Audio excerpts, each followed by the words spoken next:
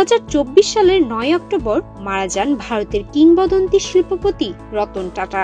তারপরেই তার বিশাল সম্পত্তি কিভাবে বন্টন হবে তা নিয়ে জলঘোলা হচ্ছিল। তবে সম্প্রতি আদালতে জমা দেওয়া তার উইল থেকে জানা গেছে, প্রয়াত এই শিল্পপতির প্রায় ৩,৮০০ কোটি রুপির সম্পত্তির বেশিরভাগ অংশই দাতব্য ও সমাজ কল্যাণমূলক কাজে ব্যয় করা হবে। ভারতীয় সংবাদ মাধ্যম দ্য ইকোনমিক টাইমসের এক প্রতিবেদনের তথ্য মতে, রতন টাটা এন্ডোমেন্ট ফাউন্ডেশন ও রতন টাটা এন্ডোমেন্ট ট্রাস্ট এই সম্পদের মূল সুবিধাভোগী হবে। এই দুটি সংস্থাই রতন টাটার প্রতিষ্ঠিত, যারা শিক্ষা, স্বাস্থ্য ও সমাজসেবামূলক কাজ করে থাকে। 2022 সালের 23 ফেব্রুয়ারিতে তৈরি করা এই উইলে উল্লেখ করা হয়েছে, টাটার বেশিরভাগ সম্পদ তার প্রতিষ্ঠিত দাতব্য সংস্থাগুলোর মাধ্যমে সমাজ কল্যাণমূলক কাজে ব্যয় করা হবে। টাটা সন্সের সাধারণ ও প্রেফারেন্স শেয়ার সহ অন্যান্য আর্থিক সম্পদ প্রধানত এই দুই সংস্থার হাতে যাবে। তবে পরিবার, বন্ধুবান্ধব ও ঘনিষ্ঠ সহযোগীদের জন্য একটি বড় অংশ বরাদ্দ রাখা হয়েছে। উইলের তথ্য অনুযায়ী 80 কোটি রুপির অন্যান্য আর্থিক সম্পত্তির মধ্যে রয়েছে ব্যাংকের স্থায়ী আমানত, বিনিয়োগ ও শিল্পকর্ম। এসব সম্পদ 3 ভাগে ভাগ করা হবে।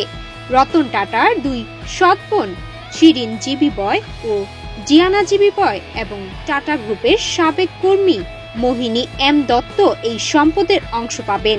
রতন টাটার ভাই জিমি নাভাল টাটা টাটা পরিবারের মুম্বাইয়ের জুহু বাংলোর একটি অংশ পাবেন। রতন টাটার ঘনিষ্ঠ বন্ধু মেহলি মিস্ত্রি আলিবাগের সম্পত্তি ও রতন টাটার পছন্দের 3টি আগ্নেয়াস্ত্র পাবেন। এছাড়া রতন টাটার 65টি বিলাসবহুল গাড়ি রয়েছে।